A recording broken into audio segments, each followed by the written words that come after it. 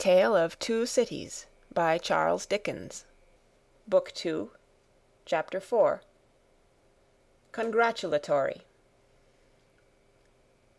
From the dimly lighted passages of the court, the last sediment of the human stew that had been boiling there all day was straining off, when Doctor Manette, Lucie Manette, his daughter, Mr. Lorry, the solicitor for the defence, and its counsel, Mr. Stryver, stood gathered round Mr. Charles Darnay, just released, congratulating him on his escape from death.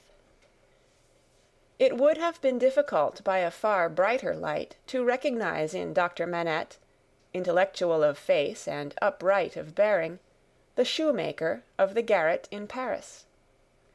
Yet no one could have looked at him twice without looking again, even though the opportunity of observation had not extended to the mournful cadence of his low grave voice, and to the abstraction that overclouded him fitfully, without any apparent reason.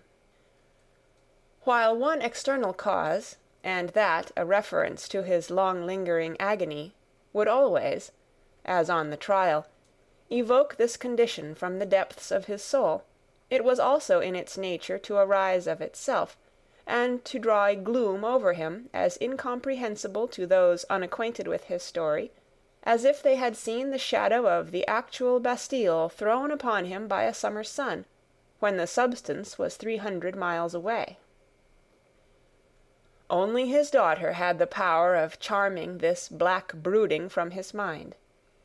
She was the golden thread that united him to a past beyond his misery, and to a present beyond his misery, and the sound of her voice, the light of her face, the touch of her hand, had a strong beneficial influence with him almost always. Not absolutely always, for she could recall some occasions on which her power had failed, but they were few and slight, and she believed them over. Mr. Darnay had kissed her hand fervently and gratefully, and had turned to Mr. Stryver, whom he warmly thanked. Mr. Stryver, a man of little more than 30, but looking 20 years older than he was, stout, loud, red, bluff, and free from any drawback of delicacy, had a pushing way of shouldering himself, morally and physically, into companies and conversations that argued well for his shouldering his way up in life.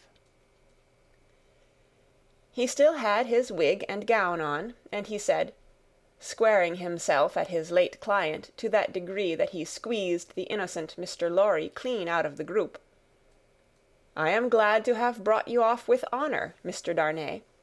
It was an infamous prosecution, grossly infamous, but not the less likely to succeed on that account." "You have laid me under an obligation to you for life, in 2 senses," said his late client, taking his hand.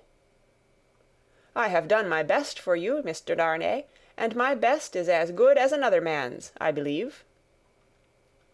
It clearly being incumbent on some one to say, "Much better," Mr. Lorry said it, perhaps not quite disinterestedly, but with the interested object of squeezing himself back in again. "You think so?" said Mr. Stryver. "Well, you have been present all day, and you ought to know. You are a man of business, too. And as such," quoth Mr. Lorry, whom the counsel learned in the law had now shouldered back into the group, just as he had previously shouldered him out of it, "as such I will appeal to Doctor Manette, to break up this conference and order us all to our homes. Miss Lucie looks ill. Mr. Darnay has had a terrible day. We are worn out." "Speak for yourself, Mr. Lorry," said Stryver. "I have a night's work to do yet. Speak for yourself." "I speak for myself," answered Mr. Lorry, "and for Mr. Darnay, and for Miss Lucie, and... Miss Lucie, do you not think I may speak for us all?" He asked her the question pointedly, and with a glance at her father. His face had become frozen, as it were, in a very curious look at Darnay, an intent look, deepening into a frown of dislike and distrust, not even unmixed with fear. With this strange expression on him, his thoughts had wandered away. "My father," said Lucie, softly laying her hand on his. He slowly shook the shadow off and turned to her. "Shall we go home, my father?" With a long breath he answered, "Yes." The friends of the acquitted prisoner had dispersed, under the impression, which he himself had originated, that he would not be released that night.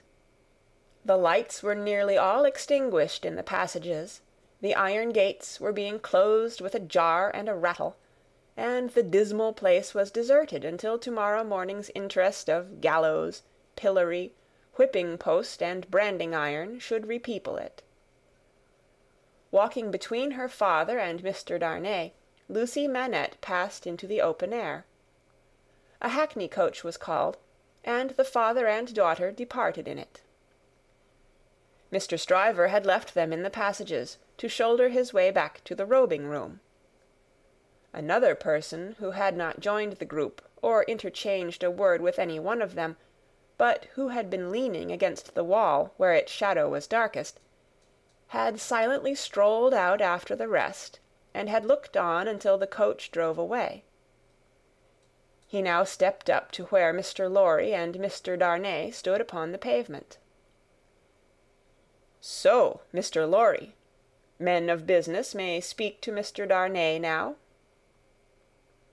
Nobody had made any acknowledgment of Mr. Carton's part in the day's proceedings.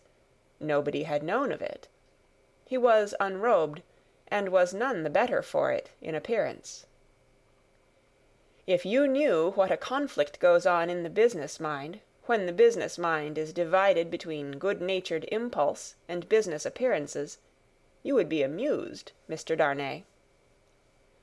Mr. Lorry reddened and said warmly, "You have mentioned that before, sir.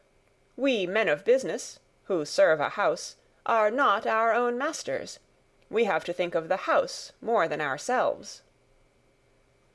"I know, rejoined Mr. Carton, carelessly. "Don't be nettled, Mr. Lorry. You are as good as another, I have no doubt. Better, I dare say." "And indeed, sir," pursued Mr. Lorry, not minding him, "I really don't know what you have to do with the matter. If you'll excuse me, as very much your elder, for saying so, I really don't know that it is your business." "Business? Bless you, I have no business," said Mr. Carton. "It is a pity you have not, sir." "I think so too." "If you had," pursued Mr. Lorry, "perhaps you would attend to it." "Lord love you, no, I shouldn't," said Mr. Carton. "Well, sir," cried Mr. Lorry, thoroughly heated by his indifference, "business is a very good thing, and a very respectable thing, and, sir, if business imposes its restraints, and its silences and impediments, Mr. Darnay, as a young gentleman of generosity, knows how to make allowance for that circumstance. Mr. Darnay, good night. God bless you, sir. I hope you have been this day preserved for a prosperous and happy life. Chair there!" Perhaps a little angry with himself, as well as with the barrister, Mr. Lorry bustled into the chair, and was carried off to Tellson's. Carton, who smelt of port wine, and did not appear to be quite sober, laughed then, and turned to Darnay. "This is a strange chance that throws you and me together. This must be a strange night to you, standing alone here with your counterpart on these street stones." "I hardly seem yet," returned Charles Darnay, "to belong to this world again." "I don't wonder at it. It's not so long since you were pretty far advanced on your way to another. You speak faintly." "I begin to think I am faint." Then why the devil don't you dine? I dined myself while those numbskulls were deliberating which world you should belong to, this or some other. Let me show you the nearest tavern to dine well at." Drawing his arm through his own, he took him down Ludgate Hill to Fleet Street, and so up a covered way into a tavern. Here they were shown into a little room, where Charles Darnay was soon recruiting his strength with a good plain dinner and good wine, while Carton sat opposite to him at the same table, with his separate bottle of port before him, and his fully half-insolent manner upon him. "Do you feel yet that you belong to this terrestrial scheme again, Mr. Darnay?" "I am frightfully confused regarding time and place, but I am so far mended as to feel that." "It must be an immense satisfaction." He said it bitterly, and filled up his glass again, which was a large one. "As to me, the greatest desire I have is to forget that I belong to it. It has no good in it for me, except wine like this, nor I for it. So we are not much alike in that particular. Indeed, I begin to think we are not much alike in any particular, you and I."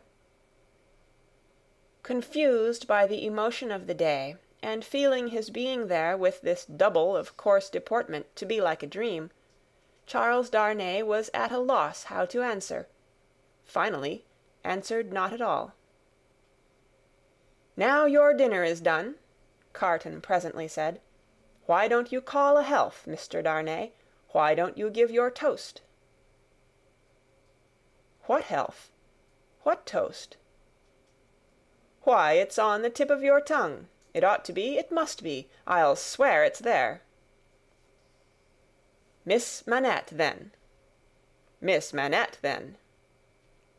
Looking his companion full in the face while he drank the toast, Carton flung his glass over his shoulder against the wall, where it shivered to pieces, then rang the bell and ordered in another. "That's a fair young lady to hand to a coach in the dark, Mr. Darnay," he said, ruing his new goblet. A slight frown and a laconic "Yes," were the answer.